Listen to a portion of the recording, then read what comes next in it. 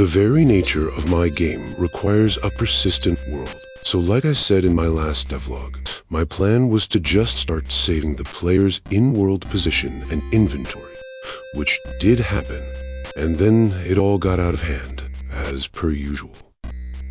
Hey there, I'm Power Hobo, and this is Devlog 8 for my 2D survival crafting terraforming RPG. From nothing.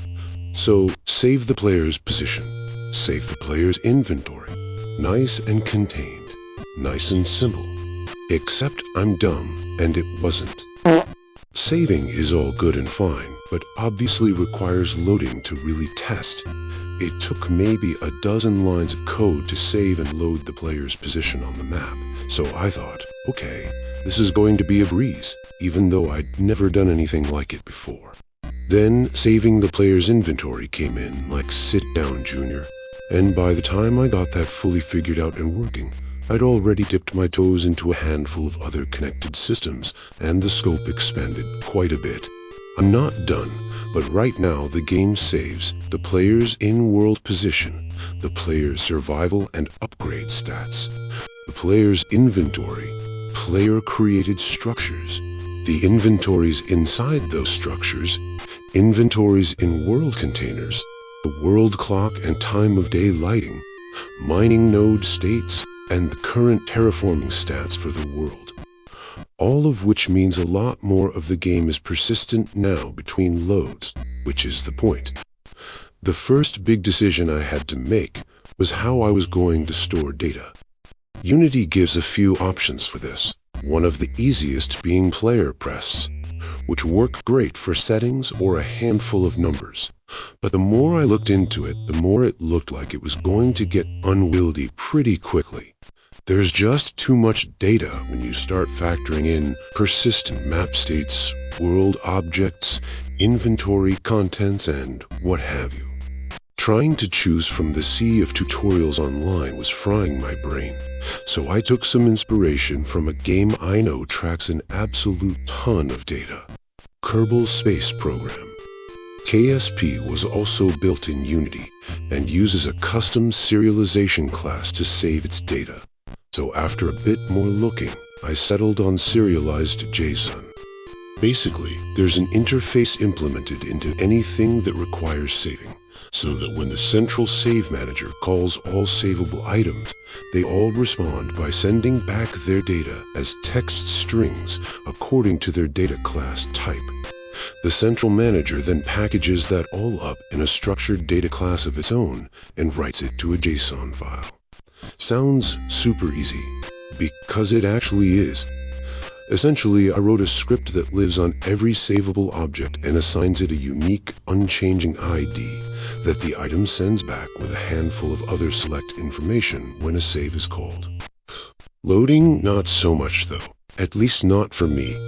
You see, Unity has no clue what to do with this, because it's all just reference text. It's not the actual prefabs themselves that make up the majority of the game. It's like if you went to a party and everyone put their ID cards in a pile, and at the end of the night, someone had to get everyone's IDs back to them by just standing in the room and just calling out ID numbers without names or pictures or anything else, with the lights off, while inebriated. Oh, and the host pets and houseplants all have ID cards too. So in order to properly get the data into the game, I had to write a few databases to match those ID numbers to their names, addresses, pictures. Look, I'm still rolling with the party analogy here. And then give that list to the host handing out the cards.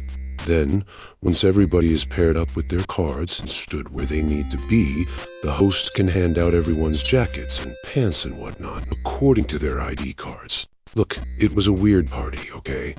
The point is that upon load, the system can rebuild every item from the database as a blank slate, and then assign all of the items their state upon saving, so it can be restored. I'm not going to sit here and pretend that it all worked out once I understood the concept. I lost a couple of entire days to a bug where the system would properly restore every inventory in the game, and then would still appear empty. I only even knew it was properly assigning items in the first place thanks to some heavy debug locking. It took way longer than I would like to admit to find that the issue was the way I had originally coded inventories. I was initializing them all in their start functions. The problem being that start is not the first method to run, and because the load system was filling inventories immediately after creating said inventories, the start method was coming in and politely wiping everything back to empty. Very helpful. Thanks. The solution was as simple as moving initialization from start to the awake method so they weren't overwritten, so now the inventory stays loaded, which is nice. Anyway, so now the foundations for the save system are in place, and the game can successfully save and restore the player's progress, which is a pretty big milestone for a survival game, because it's pretty hard to survive when you keep losing all your shit. Next up, I'm going to be switching gears and working on some procedural generation tools, not for a runtime generation. From Nothing is not a roguelike, but authoring tools to help me define the shapes of biomes and terrain so I can continue to flesh out this map, which is honestly probably too big for a solo dev. If you like what you see, you can wishlist From Nothing on Steam today. That's actually a huge help to the algorithms that affect visibility. If you'd like to stick around and watch this game evolve, you know what to do. Like, comment, and subscribe. You can also join the Discord to get more behind-the-scenes progress and be part of the discussions that help shape the game. For now, thanks for watching. I'm Power Hobo, and I'm doing my best to build something from nothing.